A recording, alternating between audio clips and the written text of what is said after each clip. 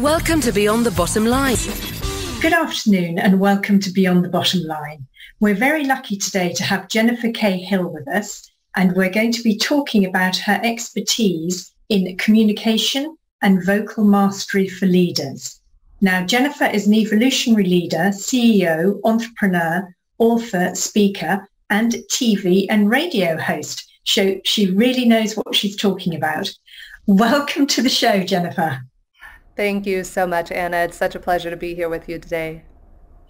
So you've done a lot, obviously, particularly with radio and TV. You're used to speaking, so you're used to knowing what you need to do, how you need to do it. For leaders, it can be a lot more complicated because they're thrown into it. Even if they're experts at something else, they haven't necessarily gone through having to present themselves really as a leader and communicate well. So with you having done all of that and being a public speaker and sharing the stage with really top celebrities like Deepak Chopra, Bruce Lipton, and many others, how did you actually get into it? And how did you feel when you first started? Just to reassure some of these leaders that they can do it. Yeah, absolutely. Great question, Anna. So many years ago, when I was in my 20s, I had the blessing of meeting my publicist at the time, a gentleman named Richard Berman, who had originally written for NBC Nightly News, and he was truly a godsend. So in my late 20s, when I opened my first company, I found myself on Fox, NBC, ABC, a whole myriad of TV shows and different things. And fast forward then in my 30s, I hadn't done TV for quite a long time. And then I found myself selling my company. And around 10 years ago, I had the privilege and honor of working with my now business partner and vocal mastery coach, Arthur Samuel Joseph. He's the one who trained Tony Robbins. He's trained Sean Connery, Pierce Brosnan. I mean, the list goes on and on, Dwayne Wade. And I'm just so grateful that about 2 to 3 years ago, he asked me to begin to collaborate with him on creating programs for everyone to have access to it, because a lot of the people who work with Arthur are celebrities or politicians or high-level individuals, and they didn't have access to this curriculum. And one of Arthur and my dreams is that every person in the world has access to owning your vibrational power, because voice is power. And when we learn to harness our voice, we learn to harness our power. And so we're actually just completing our first 7-line on-week course that's never been done before with Arthur or myself. And people have just loved it. I mean, people said it's changed their lives. And I personally, oh God, I was with my husband. We were trying to pull some images for our Vocal Mastery for Leaders website. And I started playing an old speech I did about 6-7 years ago. It was a pretty big speech at a national conference that was televised.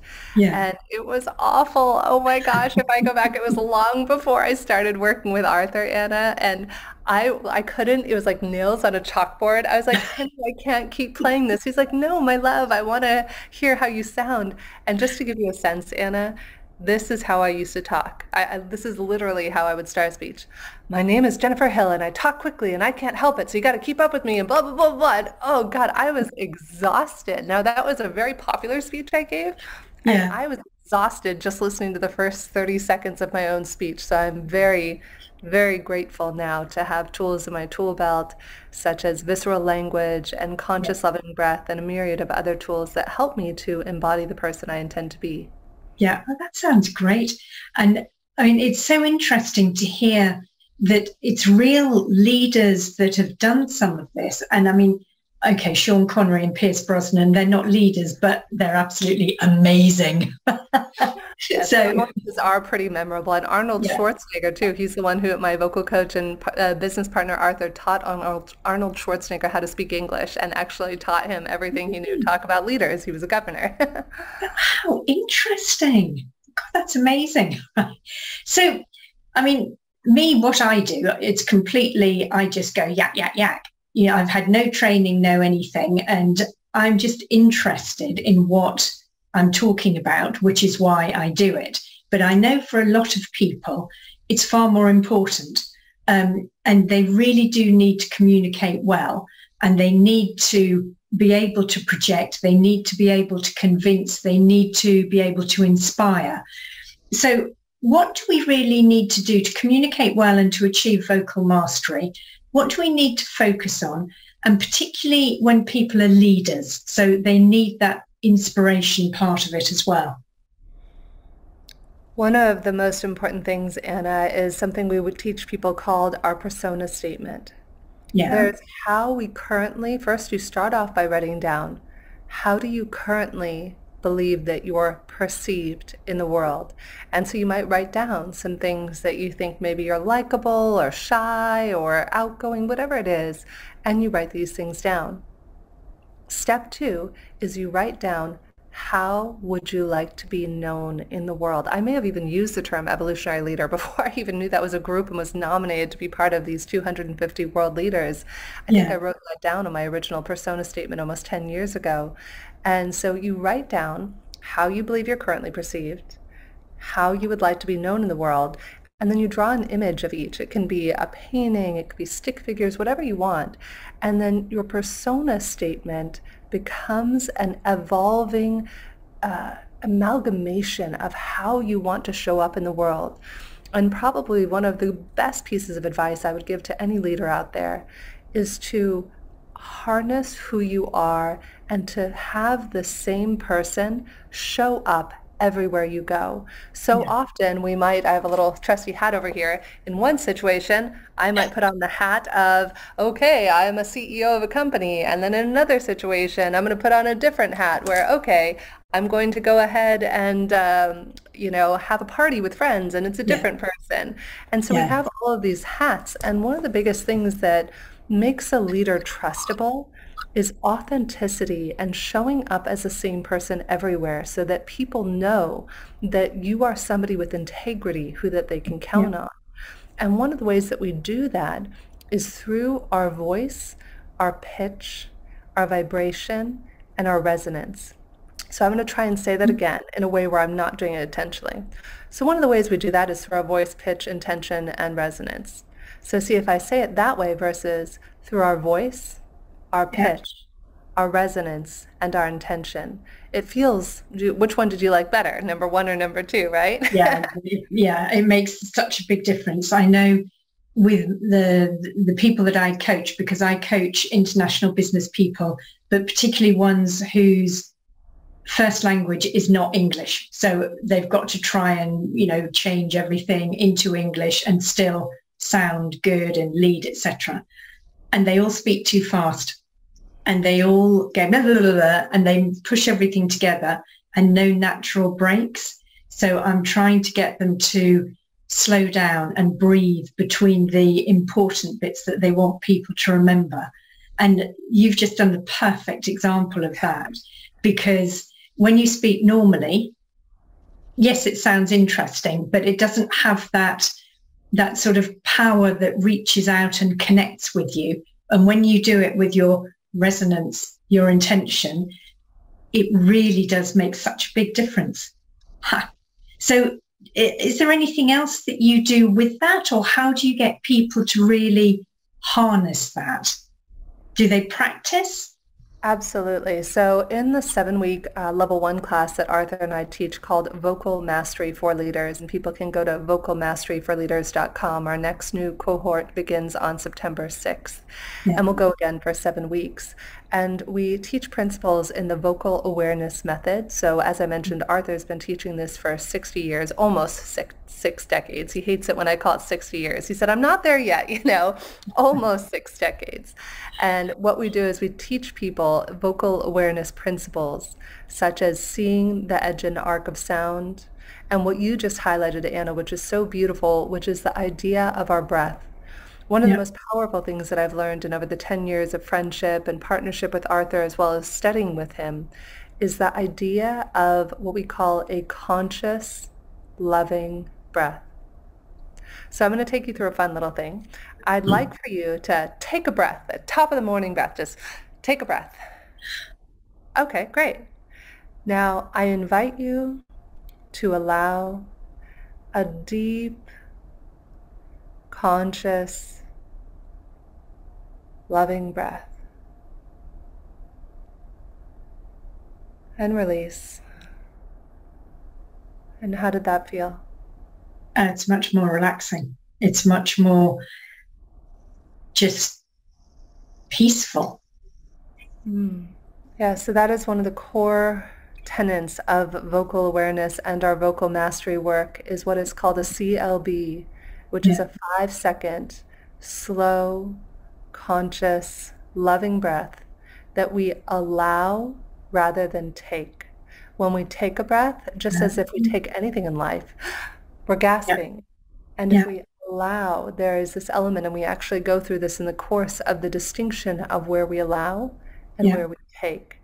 We have a student actually currently in our course who is a vocal voiceover coach and voiceover actress.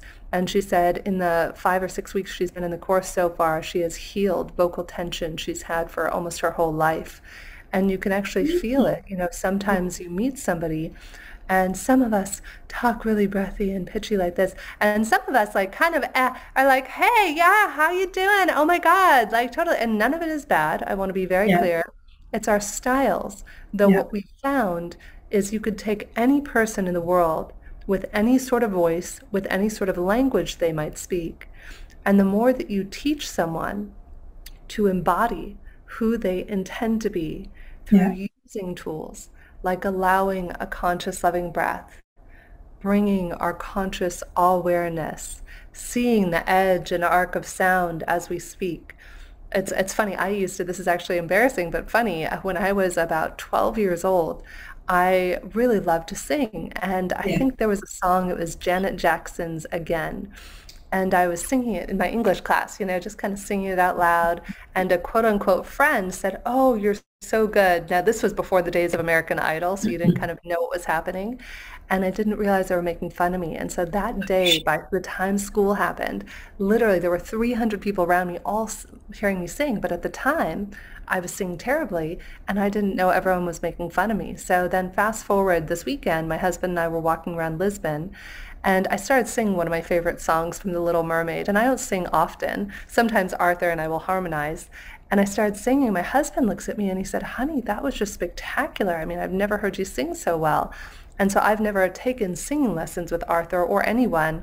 But when we learn to harness that vibration, that resonance, then that shifts how we speak, how we sing, pretty much how we be human beings, because it's vibrational and ontological as well as the physical side. Yeah, that's fascinating. I mean, I do a lot of yoga and meditation. So obviously there's a lot of breathing in that. And I find from the point of view, if I've got a difficult day ahead or a difficult anything, or after a difficult meeting, if I do yoga and if I particularly do the breathing part, because it's really controlled and really gentle. I mean, they have the breathing exercises as well, but just part of the yoga asanas, I feel so much better. And whatever's happened during the day or during the meeting, even if it's been difficult, it just seems less difficult, because I think the breathing and the movement together just lets everything chill out, everything calm down. So it's really interesting with you saying about the mastery you get from controlling and the breathing. I think this is a very interesting interview. Yeah, it's Arthur and I always say it is hard work to be yourself, because think of how many layers of wounds and fears. And since we're little children, you know, something happens and somebody makes fun of us for singing or the way we laugh or whatever it is, and we shut down, and then we shut down and we shut down. So in order to be myself, what Arthur and I call the capital S self, it's the peeling of the million layers of the onion to allow that beautiful blossom of human being that you are to come out and to radiate. And it's really incredible for business leaders, for entrepreneurs, whether you're on the stage or in the boardroom. When you learn to harness the power of your voice, people want to do business with you. I feel so grateful. Almost every week I have new people asking to do business with me in different ways, some of whom I've never even met. And a lot of it is how trustworthy you occur Yes. when you get your voice, because you're not trying to hide. You can kind of sense that ickiness, when somebody's trying to cover it up, and we do it unconsciously. I'm not saying it's Yeah. bad. I'm saying as human beings, notice the people who you feel automatically drawn to, who resonate with you literally and figuratively, and Yeah. begin to notice their vibration and what it is that they're radiating, and you'll find they're authentic, they're Yeah. in integrity, and they're owning who they are. And that's sexy, quite honestly. It's like it's Yeah. that sizzly thing that Yes. everybody wants, because most of us are just so afraid of being seen. Yeah. Yeah. Oh, it's fascinating. So with that, I mean, about leaders, do different types of leaders have specific challenges? Because vocal mastery and communication, it's not the same, political or corporate or scientists or humanitarian or activists. They're all leaders, but with different surroundings, different ideas, different focus. So for them to actually really use vocal mastery and communication, do they have to focus differently on it? Vocal mastery is the same for everyone, whether you're 5 years old or 55 or 75 years old, male, female, they, them, us, whoever you might identify as. Yeah. It really is the same tool for everyone. And I think that it's how you harness the tool. For example, somebody who is in a board meeting might need to learn more emotional quotient skills. For me, it's it's a plus. So when you take vocal mastery and then say you're a CEO of an organization, that is going to require vocal mastery. And then, as you know, one of the other things I am an expert in is creating coherent teams in the workplace. So for me, I look at it like this amalgamation of different tools and things that you put together in a pot, and poof, out comes the leader that you want to be. Somebody, for example, who's on camera, maybe if you're a politician, it's a whole different game of communication. So there's vocal mastery and then communication mastery that branches out, such as understanding the emotional quotient of the people, of yourself and others, and being able to be compassionate. If you're somebody who's on television, learning how to speak through the camera and speak to the audience and really connect as if you're talking to just one person. If you're in a different position, there are so many different ways that this can show up, though the energy of vocal mastery and the essence is the same. I know Arthur, for example, has taught everyone from the top professional athletes in the world to top singers and actors and actresses to young people. There's actually a collaboration we have going on with some young people right now who they were taught vocal awareness in high school, and now they're mentoring other young people. And could you imagine if you were taught this when you were 13, 15, 17 years old, how you might grow up into a more confident human being? Because at the end of the day, we all have little wounded boys and girls and theys and thems within us. And the more we allow ourselves to trust ourselves and believe in ourselves, the better off we are. And in fact, I'll leave you with a quote recently that I heard from Karen Burke, who is the founder of the Kabbalah Center. And she said, the greatest gift as a leader that you can give to someone is to believe in them. And it's so true, though first, in order to believe in someone else, you need to believe in yourself. And it's so critical that we all do that. Yeah. So with that, obviously, from what you're saying, vocal mastery and communication mastery is linked, but it's not the same. So what other skills contribute to good communication and really promoting positive and inspiring leadership? Is it connection with people? Is it supporting them? What else would you say was necessary? When we are looking to be a master or masterful at communication, it really takes doing the inner work every day. So a lot of the vocal awareness tools and the tricks that we offer and so forth, that is in some of the first basic things we do. We do stature, edge and arc of sound, conscious loving breath, And then as we move into it, it's more about how do you be yourself and how do you listen deeply. That is one of the biggest tenets of vocal awareness in our Vocal Mastery for Leaders program, is when we are in our deeper listening. Like, for example, when I conduct an interview, if I'm interviewing Deepak or whomever I might be interviewing, I'm actually listening, Anna, not for what's being said. I actually see the words as Arthur does. As I speak words, I am seeing the words as if they're subtitles on a movie going in front of my face. So that way I'm very, very aware of what I'm speaking at all times. And in the same way, not only seeing the words, which that gets into some techniques that we work with that tie into something called visceral language, which is seeing the words, seeing the emphasis. Like I just put an emphasis on the word E there, or on the letter E in that word. Yeah. As we continue to evolve and enhance that, then you have this idea of conscious awareness. We use the word AWE, where you're then able to see things from a myriad of different ways and actually deeply listen. Number one, deeply listen to yourself. What makes a true leader extraordinary is to constantly be in our deeper listening. So as I was saying, when I interview somebody, I actually am in such deep listening that I'm actually listening for what they want to be asked next. I don't write any questions or anything in advance. I'm just constantly listening for what the audience is calling for, as well as what is wanting to emerge from the people I'm speaking with. That is incredible. I think it's going to revolutionize a lot of people and the way that they speak and present things, and particularly interviewers. They need to change their way of doing it totally. That is really interesting.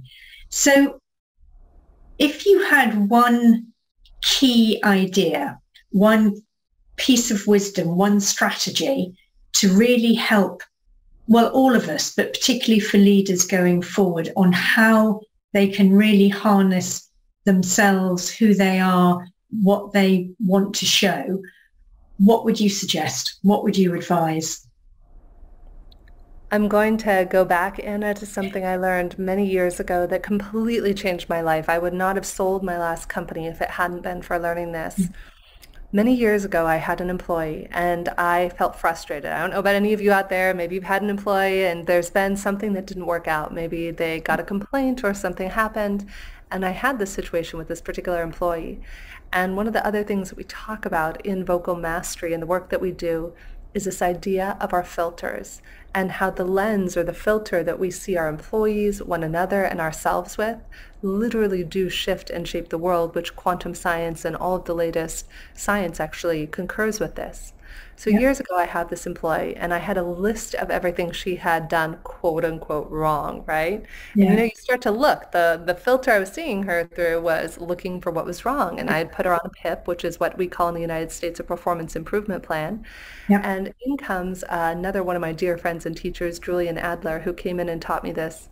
And he said, Jen, I invite you to consider that the reason that your employee is not working out well is because you are listening and seeing her through a filter of disappointment.